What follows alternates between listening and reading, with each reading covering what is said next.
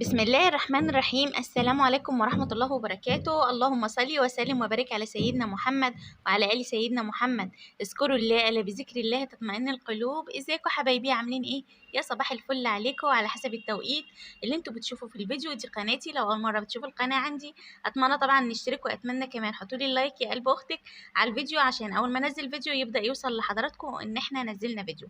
فتفعلوا كده باللايكات وارفعوا لي القناة دي علشان ان شاء الله باذن الله اتشجع وانزل فيديوهات كل يوم. تعالوا كده بقى نخش على طول على تفاصيل الفيديو. فيديو النهارده هنتكلم على كذا خلطه للفراخ البيضه. هتشوفوا كده معايا برضو مراحل من الفراخ البيضه والفراخ البلدي، انا برضو بعمل معاهم ايه. زي ما انتم شايفين، اهم حاجه لو انت بتربي ارضي اول حاجه تتاكدي منها الارض، تاني حاجه تتاكدي منها درجات الحراره. كان جالي سؤال هجاوب عليه برضو دلوقتي مع حضراتكم، بس تعالوا الاول نشوف هنعمل ايه. زي ما انتم شايفين كده اهوت، بدات كده احط لهم الاكل.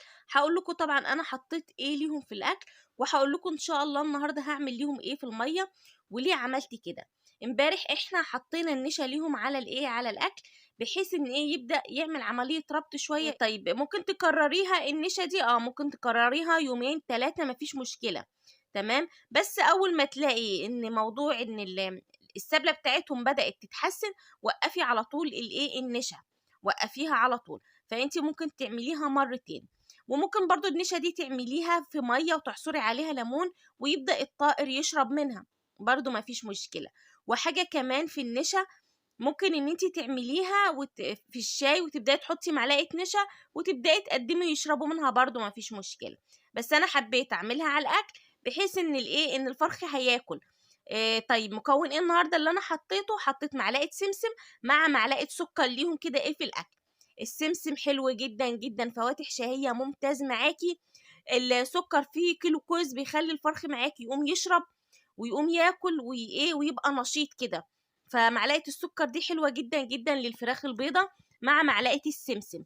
تمام، هبدأ كده ان انا ايه، عملت كده مج شاي، هبدأ هقسمه على السقايتين. بصوا حبايبي، لو انتي يعني حابة تعملي زيي تمام، مش حابة خدي 15 سنتي على رتل المية. بس انا عايزه اقول لك على حاجه، انا 10 سنتي و15 سنتي دي ما بتاثرش في الكلام ده، لازم اعمل كوبايه شاي تقيله كده وابدا اقدمها له. فبرضو الاختيار ليكي، انا عملت كوبايه الشاي قسمتها كده على السقايتين. تمام، نص المج كده على السقايه، على السقايه الرتل. فانتي برضو شوفي الوضع، لو انتي حابه تعملي زيي تمام، حابه تاخدي 15 سنتي بس، ال 15 سنتي دول مش هيعملوا حاجه، مش هيعملوا حاجه.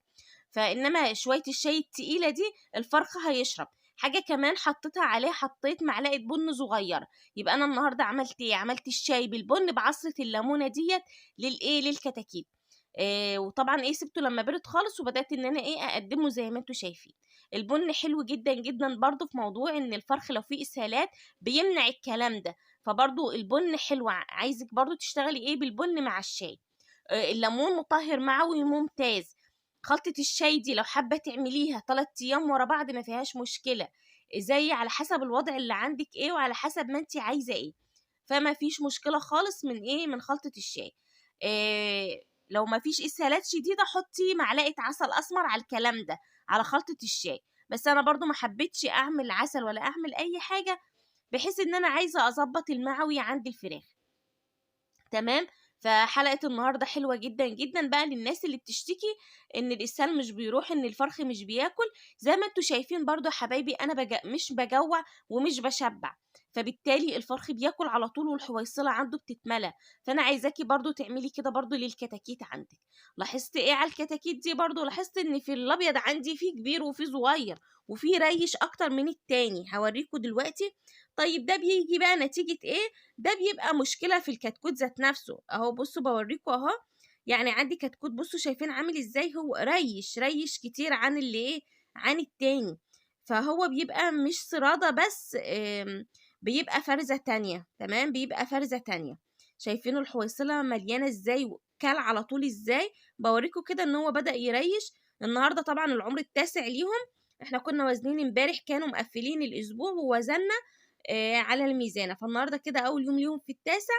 فزي ما بقولك كده، الكتكوت الحلو اللي مش يريش معاكي بسرعة. تعالوا بقى اقول لكم على السؤال اللي جالي، هو احنا ينفع نربي الفراخ البيضة مع الفراخ البلدي او اي نوع؟ ايوه ينفع.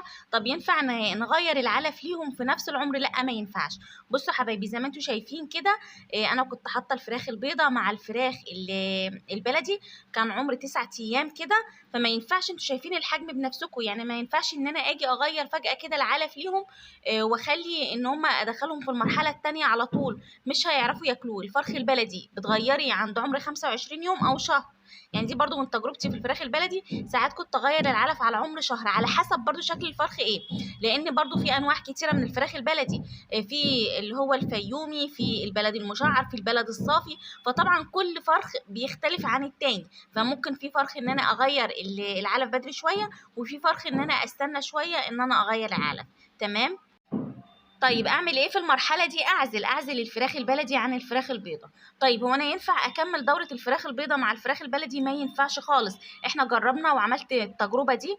بعد كده اول ما الفرخ البلدي بيبدا يكبر معاكي شويه، بيبدا يعض في الفراخ البيضاء وبيبدا ان هو يأذيهم، فلا مش هينفع. انما ممكن نحضر وندي تحصينات ونخليهم مع بعض اسبوعين كمان، او حتى لحد ما نيجي نغير العلف. بعد كده هنعزل الابيض لوحده وهنخلي البلدي لوحده. طب في امتى بقى الحاله اللي احنا نخلي الفراخ مع بعض؟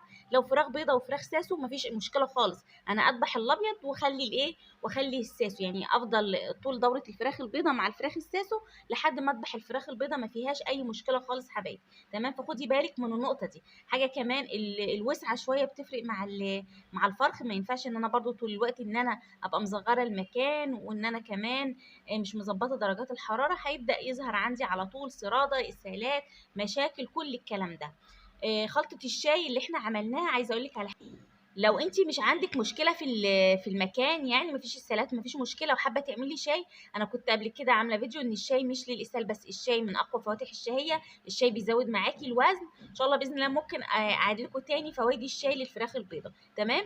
انا ممكن اعمل شاي بس اخففه شويه، يعني ما اخليهوش بالتقل اللي انا عملته ده، ابدا اخففه شويه. طبعا كلنا بنشرب شاي، مفيش مشكله لو يوم في يوم مفيش، بداتي كده ان انت ايه تحط لهم الشاي. حتى الطفل ممكن احطه كمان على العلف برده مفيش مشكله، احنا بنعمل كده مفيهاش اي مشكله خالص. اي حاجه بتشربيها حطيها على العلف، سواء ينسون صفيه وحطيه على العلف، شاي حطي صفي على العلف، مفيش مشكله خالص. وزي ما قلت لكم الفراخ البيضاء في العمر الكبير ده، ممكن لو اتبقى منك شويه رز حطيهم على العلف. احنا بقينا نعمل كده.